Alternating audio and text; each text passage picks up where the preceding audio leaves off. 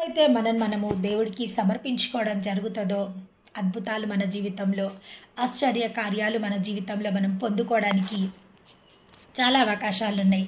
ఇక్కడ మరియ తన దేవునికి సమర్పించుకున్నప్పుడు సర్వోన్నతునికి తల్లి కాగలిగింది. సమర్పణ జీవితం ప్రతి క్రైస్తవులకు సమర్పణ జీవితం is must. We have to dedicate our self towards the God, towards the plans of the God or towards the works of the God. అంటే దేవుని యొక్క ప్రణాళికలకు మనం సమర్పించుకోవాల్సిన అవసరం ఉంది. ప్రతి ఒక్క బిడ్డని దేవుడు ఒక ప్రణాళిక ప్రకారము, ఒక ఉద్దేశం ప్రకారం ఈ లోకంలోకి తీసుకురావడం జరుగుతుంది. ఆ బిడ్డ పట్ల దేవుడికి అనేకమైన ప్రణాళికలు, అనేకమైన ఉద్దేశాలతో ఆ బిడ్డలు ఈ లోకంలోకి రావడం జరుగుతుంది.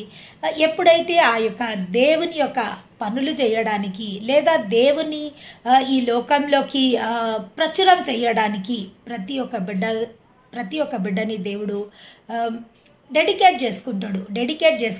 కానీ కొంతమంది ఆ యొక్క పనులలో సమర్పణ కలిగి ఆ యొక్క పనులు చేయగలుగుతారు, కొంతమంది అయితే ఆ యొక్క పనులు చేయలేకపోతారు. కాబట్టి ప్రతి ఒక్క యవ్వనులకు దేవుడు, ప్రతి ఒక్క క్రైస్తవ బిడ్డలకు దేవుడు వారిని ఎన్నుకొని ఏర్పరచుకొని ఈ లోకంలోకి తీసుకురావడం జరుగుతుంది. ప్రతి ఒక్క క్రైస్తవుడు తన దేవునికి సమర్పించుకోవాల్సిన అవసరం ఎంతగానో ఉంది. చూడండి, ఎస్తేర్ గ్రంథంలో నుంచి ఎస్తేర్ యవ్వనురాలు, అనాథ, ఒక తల్లిదండ్రులు లేని అనాథ. ఎస్తేర్ గ్రంథంలో నుంచి ఎస్తేరు ఒక తల్లిదండ్రులు లేని అనాథ. తన పినతండ్రి అయిన మొర్దెకై సంరక్షణలో పెరగడం జరుగుతుంది. కానీ తన సమర్పించుకోవడం జరిగింది. తన పినతండ్రికి ఒక ఆశ ఉన్నది. ఏంటంటే ఆ యొక్క యూదులని రక్షించాలా, ఎట్లా రక్షించాలా, ఏ విధంగా రక్షించాలా, ఏ విధంగా ఈ యొక్క నా ప్రజలని, నశించిపోతున్న మా ప్రజలని మేము ఏ విధంగా రక్షించుకోవాలా, ఆ యొక్క ప్రజలకు మేము ఏ విధంగా మేలు చేయాలా అనే ఒక తపన, ఒక ఉద్దేశం కలిగి ఉన్న ఆ వ్యక్తికి ఎస్తేర్ని పెంచే అవకాశం వచ్చింది. ఎస్తేర్ని పెంచుకుంటూ తనకు సమర్పణ నేర్పించిండు. ఏ విధంగా నువ్వు ఈ ప్రజలను విడిపించడానికి తనను తర్పీదు చెయ్యాలి అనే ఒక ప్రణాళిక కలిగి ఉన్నప్పుడు తనకు ఒక మార్గము సిద్ధపరచబడ్డది. ఆ యొక్క మార్గం ఏమనగా, చూడండి, ఆ యొక్క షూషాన్ కోటలో వష్టి ప్లేస్లో ఒక రాణి అవసరమయ్యింది. ఆ యొక్క ఎస్తేర్ని ఆ యొక్క స్థలంలోకి మొర్దెకై పంపించడం జరుగుతుంది. ఎందుకు అంటే, ఎప్పుడైతే తన రాజుకు సమీపిస్తుందో తన యొక్క ఉద్దేశాలు, తన యొక్క ప్రణాళికలు నిశ్చయంగా తన నెరవేర్చగలుగుతుంది అనే ఒక ఆశతో ఆ మొర్దెకై ఎస్తేర్ని ఆ యొక్క షూషాన్ కోటలో ప్రవేశింపజేస్తాడు. అవును, ఎస్తేర్ కూడా ఎంతో హంబల్గా, నిజంగా నేను అంటున్నా, humbleness will attract the God and humility also will attract the God. మనం తగ్గించుకునే స్వభావం, లోబడే స్వభావము ఖచ్చితంగా దేవుని ఆకర్షిస్తుంది. దేవుని యొక్క దీవెనలని ఆకర్షించడానికి ఇట్ వాజ్ ఏమంటారంటే మంచి అవకాశం అది. తను ఎంతో తగ్గించుకొని ఒక కోటలో ఉన్నప్పటికీ తన తగ్గింపు స్వభావం వల్ల అనేకులని తన ఆకర్షించుకుంటుంది. అక్కడ ఉన్న తన తోటి చలికత్తెలని లేదా అక్కడున్న షండులని ప్రతి ఒక్కరిని తన ఆకర్షించుకొని తన అలంకారాల వైపు, రాణి కావలసిన వ్యక్తి అలంకారాల వైపు, లోకం వైపు తన ఆకర్షించది. కానీ ఏ స్థలంలో ఉన్నా, ఏ స్థితిలో తన యొక్క ప్రజలని విడిపించడమే తనకు ఒక ముఖ్య ఉద్దేశంగా తన సమర్పించుకుంది. నేను ఏమైనా పర్వాలేదు, కానీ నా ప్రజలకు నేను మేలు చెయ్యాలా, నేను నా ప్రజలని ఆ యొక్క స్థితి నుంచి నేను విడిపించాలనే ఒక ఉద్దేశంతో ఆ యొక్క షూషాన్ కోటలో ప్రవేశించడం జరిగింది. ఆ యొక్క షూషాన్ కోటలో ప్రవేశించిన తర్వాత యూదుల పైన అనేక రకమైన ఏమంటారంటే ఆ కాలంలో కఠినమైన శిక్షలు యూదులని చంపడానికి హామాను ఎన్నో రకాలుగా ప్రయత్నం చేస్తాడు. వాళ్ళని నశింపజేయడానికి హామాను ఎన్నో రకాలుగా ప్రయత్నం చేయడం జరుగుతుంది. కానీ ఎస్తేరు చూడండి, ఎస్తేరు గ్రంథం 2వ అధ్యాయము 17వ వచనంలో ఏమని రాయబడిందంటే, స్త్రీలందరికంటే రాజు ఎస్తేర్ని ప్రేమించెను, కన్యకలందరికంటే ఆమె అతని వల్ల దయాదాక్షణ్యమును పొందెను. అతడి రాజ్య కిరీటము ఆమె తల మీద ఉంచి ఆమెని వష్టీకి బదులుగా రాణిగా నియమించెను. చూడండి, వష్టీకి మారుగా తన రాణిగా మార్చబడ్డది. ఎందుకు వష్టీకి మారుగా తన రాణిగా మార్చబడ్డది అంటే, తనలో ఉన్న ఆ యొక్క తగ్గింపు, తనలో ఉన్న ఆ యొక్క హంబల్నెస్, తనలో ఉన్న డెడికేషన్ టువర్డ్స్ హిస్ పీపుల్. తన ప్రజల కోసం తను ఏదో ఒకటి చెయ్యాలా, ఖచ్చితంగా తన ప్రజలను విడిపించడానికి తన ఏదో ఒకటి చెయ్యాలనే ఒక తపనతో ఏదో రాజభోగాలు అనుభవించాలనే ఉద్దేశంతో కాదు, లేదా తన ఆ యొక్క రాజు సంరక్షణలో ఉండి ఏదో ఒకటి చెయ్యాలని కాదు, తన ప్రజలను విడిపించాలా, ఏదో ఒక కారణం చేత తన ప్రజలకు విడుదల కలగజేయాలనే ఉద్దేశంతో రాజుకు తన సమీపంగా వెళ్ళడం జరిగింది. ఆ యొక్క అవకాశాన్ని తన ఎంతో మంచిగా తన ఆ యొక్క అవకాశాన్ని వాడుకోవడం జరిగింది. చూడండి, ఎస్తేర్ గ్రంథం 5వ అధ్యాయం 1వ వచనం, 3 దినములందు ఎస్తేరు రాజభూషణములను ధరించుకొనక రాజనగరం యొక్క ఆవరణలో రాజు సన్నిధిలో వెళ్ళి నిలిచెను. రాజు నగర ద్వారమునకు ఎదురుగానున్న రాజావరణలో తన రాజాసనం మీద రాజు కూర్చుని ఉండెను. రాణి అయిన ఎస్తేరు ఆవరణలో నిలవబడి ఉండుట రాజు చూడగా ఆమె యందు అతనికి దయ పుట్టెను. చూడండి, 3 రోజుల నుంచి వెయిట్ చేస్తుంది రాజుని గెలవడానికి. 3 రోజుల నుంచి వెయిట్ చేస్తుంది. 3 రోజుల నుంచి ఎప్పుడు నేను రాజుతో మాట్లాడాలి, ఎప్పుడు రాజుతో. ఆ కాలంలో రాజు చిత్తం లేనిది కనీసం రాణి కూడా ఆయన యొక్క ఉన్న ప్లేస్లోకి ప్రవేశించలేదు. తనతో మాట్లాడడానికి కూడా రాజు సమ్మతిస్తే తప్ప, ఒకవేళ రాజు సమ్మతించకపోతే కఠిన శిక్ష. రాజు చిత్తం లేనిది తన ఆ యొక్క స్థలంలోకి వచ్చినప్పుడు, ఒకవేళ రాజు ఆగ్రహంకి తన పాత్రురాలైతే తన కఠినమైన శిక్షను కూడా అనుభవించే అవకాశం ఉంది. కానీ అయినప్పటికీ తన తగ్గించుకోలేదు. ఎంతైనా కానీ తన రాజు దగ్గరికి వెళ్ళి రాజు సమక్షంలో తన ఏదైతే మాట్లాడాలని అనుకుందో, తన రాజుతో ఏ మాటలైతే తన చెప్పాలని అనుకుందో ఆ మాటలు చెప్పడానికి తన 3 రోజులు ఆ రాజు అవన్లో తిరగడం జరిగింది. అంతకుముందు తన 3 రోజులు తన ఉపవాసం ఉండడం జరిగింది. 3 రోజులు ఉపవాసం ఉండి తనతో ఉన్న ఆ యొక్క పనికత్తెలతో మొద్దుకాయతో కలిసి తన ఉపవాసం ఉండి దేవుని సన్నిధిలో తన కనిపెట్టింది. రాజు దగ్గరికి వెళ్ళకముందు ఎందుకు తన రాజు ఆగ్రహానికి పాత్రురాలు కాలేదు, రాజు కరుణకు పాత్రురాలు ఎందుకైందంటే తన తగ్గించుకొని తన 3 రోజులు ఉపవాసం ఉండి తన ప్రజలందరి చేత ఉపవాసం ఉండి దేవుని చిత్తంలో కనిపెట్టుకొని ఆ యొక్క రాజు దగ్గరికి వెళ్ళడానికి తన సాహసించింది. కాబట్టి దేవుని యొక్క ఆ యొక్క రాజు యొక్క కరుణ తన పొందుకోగలిగింది. తన చెయ్యను దేశించిన తన ప్రజలకు తన చెయ్యను దేశించిన మేలు చెయ్యక మానలేదు. దేవుని నామానికి మహిమ కలుగును గాక. అవును, దేవుని యొక్క చిత్తము ప్రకారము, దేవుని యొక్క సంకల్పము ప్రకారము తన ప్రయత్నము, దేవుని యొక్క చిత్తము, తన యొక్క తగ్గింపు ఆ యొక్క రాజు కరుణకు పాత్రురాలైంది. ఆ యొక్క రాజు దగ్గరికి వెళ్ళి తన ప్రజల విడుదల కోసము తన ఒక కారణము, ఒక వారధిగా మారింది. తన ఒక వారధిగా మారి తన ప్రజలని విడిపించుకోవడానికి తన మేలు పొందుకుంది. తన ప్రజలను విడిపించుకొని ఏ శాసనమైతే హామాన్ ద్వారా మోసముతో తన ప్రజల పైన విధింపబడ్డదో ఆ యొక్క శాసనాన్ని రద్దుపరిచి తన ప్రజలను విడిపించడానికి ఇంకొక శాసనాన్ని జారీ చేయించి తన ప్రజలందరికీ విడుదలకు కారణమైంది ఆ ఎస్తేర్.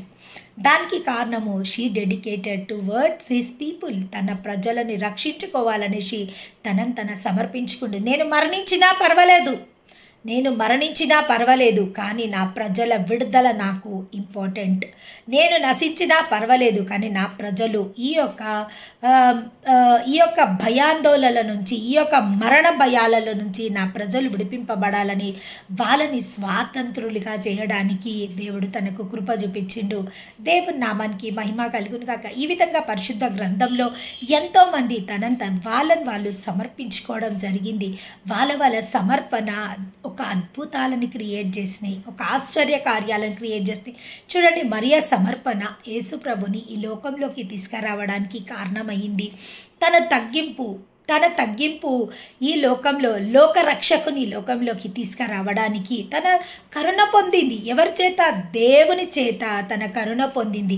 ఇక్కడ ఎస్తేర్ చూడండి, రాజు చేత కరుణ పొందింది. రాజు చేత కరుణ పొందడానికి ముందు తన దేవుని చేత కరుణ పొందింది. ఒక అధికారుల చేత మనము కరుణ పొందాలనుకున్నా, లేదా ఇంటి ప్రజల చేత మన కుటుంబ సభ్యులతోని కానీ, లేదా అధికారులతో కానీ, లేదా ఎక్కడికి వెళ్ళినా కానీ మనము వాళ్ళ ఫేవర్ పొందుకోవాలన్నా, వాళ్ళ కరుణ మనం పొందుకోవాలన్నా, మొట్టమొదటిగా దేవుని యొక్క కరుణ మనపై ఉంటే, ప్రజల యొక్క కరుణా కటాక్షాలు మనపై ఉంటాయి. దేవుని దయందు ఏమని రాయబడింది?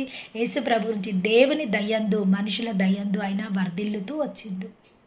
దేవుని దయ ఎప్పుడైతే, దేవుని ఫేవర్ మన పైన ఉంటుందో, yes, everybody, we will attract the everybody. ప్రతి ఒక్కరి కరుణ, ప్రతి ఒక్కరి ప్రేమ, ప్రతి ఒక్క వ్యక్తి యొక్క అంటే మంచితనము మన పైన వస్తుంది. దానికి మొట్టమొదటిగా మన జీవితాన్ని మనం ఎప్పుడైతే దేవునికి సమర్పించుకుంటామో, లేదా we will give the priority to the God, దేవునికి మొదటి స్థానము మనం ఇచ్చినప్పుడు, వీళ్ళందరూ దేవుడికి మొదటి స్థానం ఇచ్చిన వాళ్ళే. ఎస్తేర్ రాజుని కలవడానికి ముందు తన 3 రోజులు ఉపవాసం ఉన్నది. అనేకులు కలిసి ఆ యొక్క ప్రాంతంలో ఉన్న యూదులు, మొద్దుకై తనతో ఉన్న పనికత్తెలతో అందరితో కలిసి తన ఉపవాసం ఉండి మొదట దేవుని యొక్క కటాక్షంని పొందుకొని, తర్వాత రాజు యొక్క కటాక్షంని పొందుకొని తన ప్రజలను విడిపించగలిగింది. అదేవిధంగా మొట్టమొదటిగా వీ హ్యావ్ టు, మనకు దేవుని యొక్క కరుణ మనపై ఉంటే ప్రతి స్థలంలో మనము జయంని పొందుకోగలుగుతాము, మనము విజయంని పొందుకోగలుగుతాం. మరి దేవుని కరుణ మరి మనపై ఏ విధంగా వస్తుంది? మరి దేవుని కరుణా కటాక్షాలు మనపై ఎప్పుడు వస్తాయి అంటే, ఎప్పుడైతే మనము దేవునికి మనం సమర్పించుకుంటామా, లేదా దేవుడికి మన జీవితంలో మొట్టమొదటి స్థానం ఇస్తామా, లేదా దేవుని చిత్తానుసారంగా మనం ఎప్పుడైతే జీవించడానికి ప్రయత్నం చేస్తామో, మనము ఖచ్చితంగా దీవెనలకు పాత్రులవుతాము. అవును, దేవుని ఇష్టం లేకుండా మన జీవితాలలో ఏది జరగదు. దేవుని చిత్తం లేనిది విశ్వాసులైన మన జీవితాల్లో ఏది జరగదు. కానీ సమస్తము సమకూడి మేలు కొరకే. కొన్నిసార్లు మన జీవితాలలో కొన్ని అల్లకల్లోలాలు వస్తాయి. అల్లకల్లోలాలు వచ్చినప్పుడు ఏంది, అసలు మనము దేవుని ప్రణాళిక కింద ఉన్నామా లేదా, దేవుని దేశం కింద మనం ఉన్నామా లేదా అని ఒక అనుమానం మనలోకి రావడం జరుగుతుంది. కానీ ఎట్ లాస్ట్ చివరికి మన జీవితాలలో దేవుని యొక్క సంకల్పం, దేవుని యొక్క ప్రణాళిక మన జీవితంలో జరగడం జరుగుతుంది. దేవుని నామానికి మహిమ కలుగును గాక. ఒక స్త్రీని గురించి మనము కొన్ని నిమిషాలు ధ్యానించుకుందాం, రూతు గురించి. ఎస్, రూతు గ్రంథంలో నుంచి కొన్ని విషయాలు మనం ధ్యానించుకుందాం. రూతు గ్రంథంలో రూతు ఎవరు? నయోమి కోడలైన రూతు గురించి మనం మాట్లాడదాం. చూడండి, వాళ్ళు మోయాబు దేశం అనగా శపితమైన దేశంలోకి ఆ యొక్క నయోమి తన భర్త తన పిల్లలతో వెళ్ళడం జరుగుతుంది. అక్కడికి వెళ్ళినప్పుడు తన భర్తని కోల్పోవడం జరుగుతుంది, తన కుమారులను కోల్పోవడం జరుగుతుంది. తన 2 కోడళ్ళని ఇంకా మళ్ళీ తర్వాత తనకు ఒక సమాచారం వస్తుంది. ఎక్కడి నుంచి తన బయలుదేరి వచ్చిందో అక్కడ సమృద్ధి, ఆ దేశంలో మళ్ళీ సమృద్ధి, ఆ దేశంలో మళ్ళీ దీవెనలతో నింపబడ్డాయి అన్నప్పుడు తన ఆ మోయాబు దేశంని వదిలేసి తన బెత్లెహేంకి, తన రొట్టెల గృహంలోకి వెళ్ళడానికి మళ్ళీ సిద్ధపడుతుంటుంది. ఆ సిద్ధపడుతున్న సమయంలో తన కోడళ్ళని చూసి అంటది, ఓర్పాని రూతుని చూసి, అమ్మా ఇంకా మీరు వెళ్ళిపోండి, అయిపోయింది, నేను ఈ దేశంలోకి వచ్చి నా సమస్తాన్ని నేను కోల్పోయినా. చూడండి, తన దేవుని పట్ల నయోమి దేవునికి ఏమంటారంటే సమర్పణ లేకుండా తన ఒక చిన్న కష్టం వచ్చినప్పుడు లేదా ఒక చిన్న ఆపద వచ్చినప్పుడు దేవుని యొక్క సన్నిధిలో నుంచి తన వైదొలిగిపోయి వేరే స్థానచలనం అంటే ఆ ప్లేస్ నుంచి వేరే స్థానంలోకి వెళ్ళిపోయింది. అంటే ఆ దేవుడు అంటే తనకి భక్తే, దేవుడు అంటే తనకు అవసరమే. అయినా కానీ ఒక సమర్పణ లేని స్థితిలో నుంచి తన భర్త తన పిల్లలను తీసుకొని వచ్చినప్పుడు తన సమస్తాన్ని కోల్పోయింది. ఇప్పుడు తన రిక్తురాలుగా ఉంది, తన దగ్గర ఏమీ లేదు. తన కోడళ్ళు కూడా యవ్వన ప్రాయంలో ఉన్నారు కాబట్టి వాళ్ళ ఇంటికి పంపించడానికి ఆమె ప్రయత్నాలు చేస్తుంది. వాళ్ళని ఇంకా ఓర్పాకు చెప్పింది, ఓర్పా వెళ్ళిపోవడానికి ప్రయత్నం చేసింది. కానీ రూత్ ఒక మాట మాట్లాడి దేవుని దయని పొందుకుంది, దేవుని యొక్క ఫేవర్ని పొందుకుంది, దేవుని వైపు ఆకర్షించబడ్డది. దేవుని నామానికి మహిమ కలుగును గాక. రూత్ గ్రంథము 1వ అధ్యాయము 16వ వచనము. అందుకు రూతు నా వెంబడి రావద్దని నన్ను విడిచిపెట్టమనియు నన్ను బ్రతిమాల కొనవద్దు. నీవు వెళ్ళిన చోటకే నేను వచ్చుదును, నీవు నివసించిన చోటనే నేను నివసించెదను. నీ జనులే నా జనులు, నీ దేవుడే నా దేవుడు.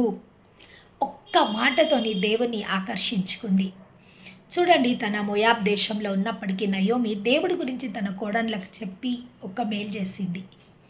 దేవునితో అంటారు కదా, తన ఆ ఊరు ఆ ప్రాంతం వదిలి వచ్చేసినా కానీ దేవునితో తనకున్న ఆ యొక్క చిన్న కనెక్షన్, ఆ దేవునితో తనకున్న కనెక్షన్ చూడండి, అన్యురాలిని ఆకర్షించుకుంది.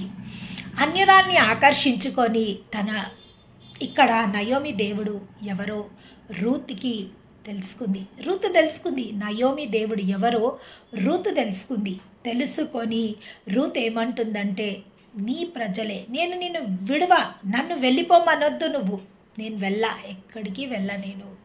She dedicated hour self towards the God. తన దేవునికి సమర్పించుకుంది. ఏమంటుంది? నీ ప్రజలే నా ప్రజలు, నీ దేవుడే నా దేవుడు.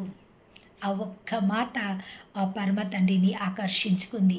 చూడండి, మళ్ళీ ఇక్కడ తను హంబల్నెస్, తన ఎప్పుడైతే తగ్గించుకొని ఇంకంతే ఇక దేవుడి వైపు ఆకర్షించుకుంది.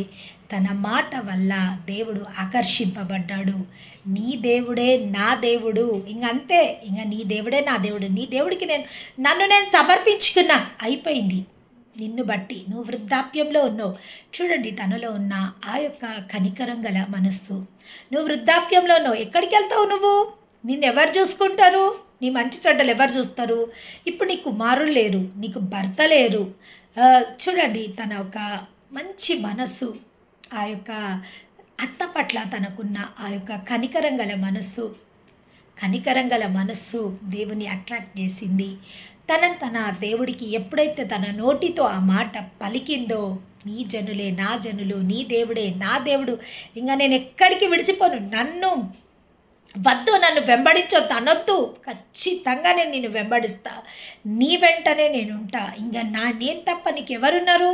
నన్ను ఎందుకు వెళ్ళిపోమంటున్నావు? నేను నేను నీ ఎంబడే నేను నీ దేశానికి నేను రాబోతున్నా, నీ యొక్క దేవుడి యొక్క సన్నిధికి నేను రాబోతున్నా అనేసి ఎప్పుడైతే రూత్ తన సమర్పించుకోవడం జరిగిందో, రూత్ జీవితము మారిపోయింది.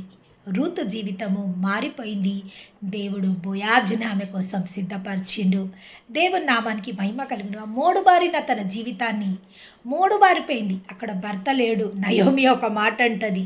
చూడండి, నయోమి ఒక మాట అంటది, ఇప్పుడు నేను కుమారుని గంటే, ఆమెకు భర్తనే లేడు పాపం, నేను కుమారుని గంటే, వాడు పెద్దగా అయ్యే వరకు నువ్వు ఇక్కడెక్కడుంటావు అమ్మా, ఇది అసాధ్యం, నువ్వు నా ఎంబడి ఉండడం అసాధ్యం, నేను నీ లైఫ్ని నేను సెక్యూర్గా ఉంచలేను, నేను వృద్ధాప్యంలో ఉన్నా, నేను నీకు ఏ విధంగా నేను సహాయపడలేను, నీ జీవితాన్ని నేను ఏ విధంగా పాడైపోయిన నీ జీవితాన్ని ఏ విధంగా నేను మార్చలేను, నేను నీ జీవితాన్ని బాగు చెయ్యలేను.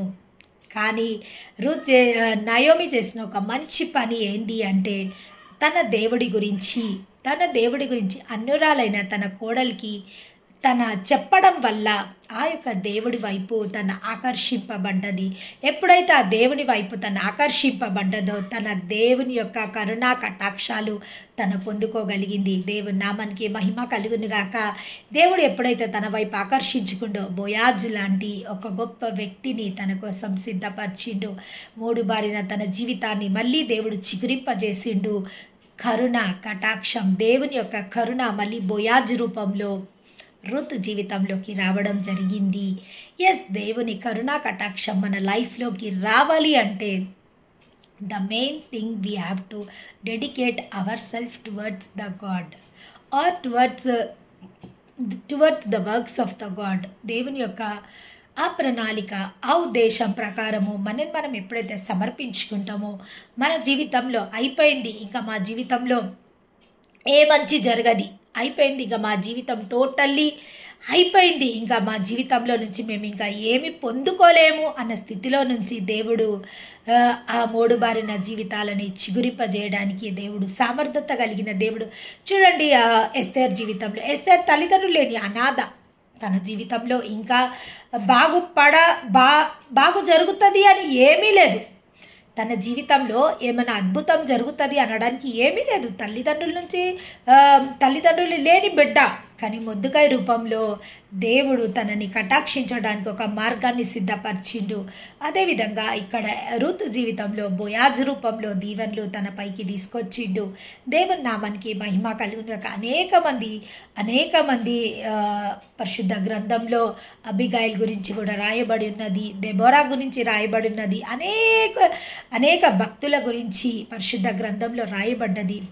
వాళ్ళు దేవుడికి సమర్పించుకున్నప్పుడు, వాళ్ళు దేవునికి అట్రాక్ట్ అయినప్పుడు towards the God, when they attract towards the God, దేవుని యొక్క కరుణా కటాక్షము వాళ్ళ జీవితాలను టెరబుల్గా మార్చేసి మొత్తము టెరబుల్ సిచ్యువేషన్ నుంచి బ్లెస్సింగ్ సిచ్యువేషన్కి మారింది. అబిగైల్ తన భర్త మోటువాడు, అటువంటి భర్త నుంచి తన విడిపింపబడి తన దావీద్కి రాణిగా మార్చబడ్డది. అబిగైల్ చేసిన ఒక జ్ఞానానుసారమైన పని తన జీవితాన్ని మార్చేసింది. She dedicated her self.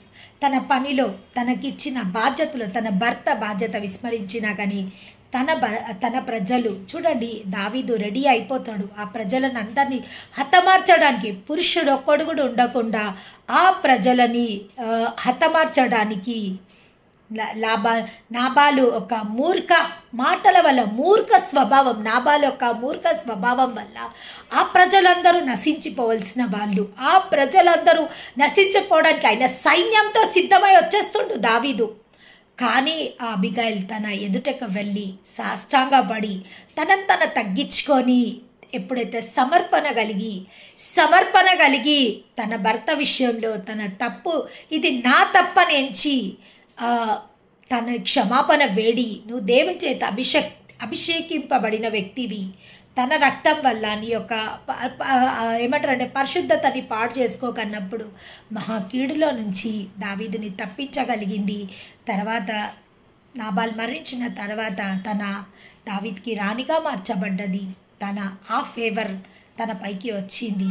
Yes, మన సమర్పణ, మన యొక్క దేవుని పట్ల మనకున్న dedication, it will attract the blessings of the God. దేవుని నామానికి మహిమ కలుగునుగాక.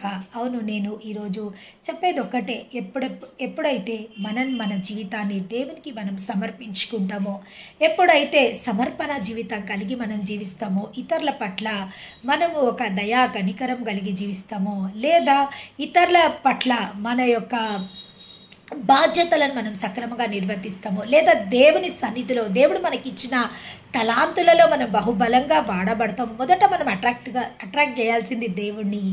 ఎస్, నేను ప్రతిసారి ఒక మాట చెప్పడం జరుగుతుంది మా యొక్క జూమ్లో. Yes, thank you so much తల్లి.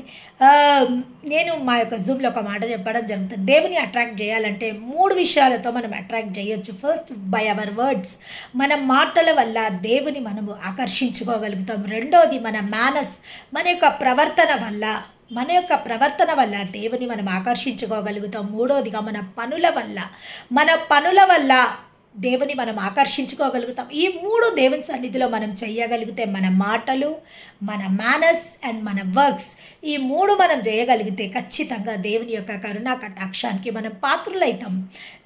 కోత విస్తారంగా ఉంది, పనివారు కొద్దిమందే ఉండ్రు. కోతకు పనివారిని పంపమని కోత యజమానుని వేడుకుంటున్న సమయము. అవును, మనం అందరం ఒక యోధులుగా మనకు దేవుడిచ్చిన తలాంతులు, దేవుడు అంటున్న తలాంతులు లేని నేను ఈ లోకంలో ఎవరిని ఈ లోకంలోకి పంపలేదు. Every one have the gifts from the God. ప్రతి ఒక్కరు ఒక ప్రత్యేకమైన వరాల చేత ప్రతి ఒక్కరి పట్ల నేను ఒక ప్రణాళిక, ఒక ఉద్దేశం కలిగి ప్రతి ఒక్కరిని నేను పంపించడం జరిగింది.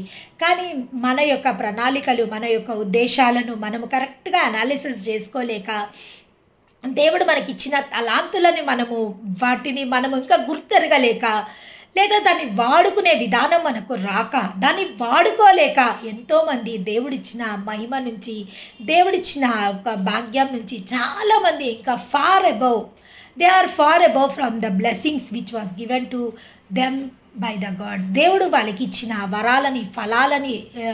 వరాలని ఇంకా వాళ్ళు వాడుకోకుండా చాలా దూరంగా ఉన్నారు. ఈరోజు మీరందరూ యూత్ అని నాకు చెప్పడం జరిగింది. కాబట్టి యూత్కి నేను ఒకటి చెప్పడం జరుగుతుంది. ఎప్పుడైతే మనము దేవుడికి సమర్పించుకుంటామో, ప్రభువా ఏమంటుంటాడు సమయాలు, ఏమంటాడు, ప్రభువా నీ దాసుడు ఆలకిస్తుండు. చెప్పయ్యా ఏం చెప్తావో చెప్పు, నీ దాసుడు ఆలకిస్తుండు. ఎప్పుడైతే మనం ఆయనకు సమర్పించుకుని, అయ్యా ఏ విధంగా నన్ను నేను మీకు సమర్పించుకుంటున్నా, ఏ విధంగా నన్ను మీరు వాడుకోవాలనుకుంటుండ్రో మీరు నన్ను వాడుకోవచ్చు. ఐఎమ్ రెడీ, నన్ను మీరు వాడుకోండి. ఏ విధంగా నన్ను వాడుకోవాలనుకుంటుండో, ఏ తలాంతుల చేత మీరు నన్ను అభిషేకించిండో, ఏ తలాంతులు నాలో ఉన్నాయో వాటి ద్వారా ఖచ్చితంగా నన్ను వాడుకో. ఎందుకంటే ఈరోజు చాలా పని ఉన్నది. దేవుని రాజ్య వ్యాప్తి కోసము చాలా పనులు పెండింగ్లో ఉన్నాయి. వి ఆల్ ఆఫ్ దెమ్ మనమందరం కలిసి సమష్టిగా దేవుని రాజ్య స్థాపన కోసం మనందరి పట్ల దేవుని ఉన్న గొప్ప ప్రణాళిక ఏంది అంటే, ఈ స్త్రీలు చూడండి, స్త్రీలు బలహీనమైన ఘట్టములు అయినప్పటికీ బలవంతమైన కార్యములు వాళ్ళు చేసిండ్రు. ఎవరిని బట్టి? దేవుని పాదాలను శరణజొచ్చి వాళ్ళు దేవుని నుంచి వాళ్ళు ఏదైతే వాళ్ళు నేర్చుకున్నారో, ఏదైతే వాళ్ళు విన్నారో ఆ యొక్క సమర్పణ కలిగి వాళ్ళ జీవితాలని ఒక మైల్ స్టోన్గా ఈరోజు వాళ్ళ కోసం మనం చెప్పుకునే స్థితిగా వాళ్ళ జీవితాలను మార్చుకోగలిగిండు. ప్రతి ఒక్కరి బిడ్డల జీవితాలలో దేవుడు ఒక ప్రణాళికలు, ఒక ఉద్దేశాలు, ఒక తల్లి గర్భంలో రూపొందింపక ముందే నీ పట్ల నాకున్న ప్రణాళికలు, నీ పట్ల నాకున్న ఉద్దేశంలో ఎంతో గొప్ప ప్రణాళికలతో, ఉద్దేశములతో దేవుడు మనందరినీ he is created us with his in own image. ఆయన యొక్క స్వరూపంలో, ఆయన యొక్క పోలికలో మనందరినీ చేసుకుంటే, ఎందుకంటే ఆయన చేసిన పనులు అంతకన్నా గొప్ప పనులు మనం చేయాలనేసి నేను ఈరోజు మీకు చెప్పేది ఒకటే, ఏ తలాంతు ఫాస్ట్ చేయండి. నీ దాసుడు అలకిస్తుండు. థ్యాంక్ యూ సో మచ్ తల్లి. అవును, ఏంటంటే ఫాస్టింగ్ చేయండి, ప్రేయర్ చేయండి. ప్రభువా ఏ తలాంతుల చేత మమ్మల్ని నింపిండు, ఏ తలాంతులు మాలో పనిచేస్తున్నాయో ఆ తలాంతుల చేత మమ్మల్ని వాడుకోండి అని ఎప్పుడైతే మీరు దేవునికి మిమ్మల్ని మీరు సమర్పించుకొని అడిగినప్పుడు ఖచ్చితంగా మీ అందరిలో ఏ తలాంతులైతే దేవుడిచ్చిండో ఆ తలాంతులు బయటికి వచ్చి ఆ తలాంతులతో మీరు వాడబడతారు. దేవుని నామానికి మహిమ కలుగునుగాక. మహాపరిశుద్ధుడవైన తండ్రి, ఇప్పటి వరకు తండ్రి అనేక విషయాలతో మీరు మాట్లాడి ఉన్నారు ప్రభువా. ప్రతి మాటకి ఒకటే ఒక అర్థం నాయన, సమర్పణ జీవితం. ఎప్పుడైతే మమ్మల్ని మేము నీ కోసం మేము సమర్పించుకుంటామో ప్రభువా, మా జీవితాలలో అయిపోయింది అన్న ఫినిష్ అయిన కార్యాలు కూడా న్యూ బిగినింగ్స్గా మీరు మార్చగలుగుతారు తండ్రి. మేము ఓడిపోయిన స్థితిలో కూడా మేము గెలవగలుగుతాము, మేము పడిపోయిన స్థితిలో కూడా మేము లేవగలుగుతాం, పాడైపోయిన స్థితిలో కూడా మేము బాగుగాగలుగుతాం. ఎప్పుడైతే మమ్మల్ని మేము మీకు సమర్పించుకుంటామో తండ్రి, మేమందరము నాయన ప్రభువా మా జీవితాలను మీ పాదాలకు సమర్పించుకుంటుండగా తండ్రి, నీ చిత్తం నిశ్చయంగా మా జీవితంలో నెరవేర్చబడుట గల కృపను దయచేయమని సర్వశక్తిమంతుడైన యేసు నామంలో ఈ ప్రార్థనలను సమర్పించి వేడుకుంటున్నాం తండ్రి. ఆమెన్. తండ్రి యొక్క ప్రేమయు, కుమారుని యొక్క కృపయు, పరిశుద్ధాత్మ దేవుని యొక్క నిత్య సన్నిధి సావాసం ఇప్పుడును ఎల్లప్పుడూ సదాకాలం మనందరికీ తోడయుండి ఆయన రాకడ పర్యంతం మనని కాచి కాపాడును గాక. Amen. Praise Lord brothers and sisters.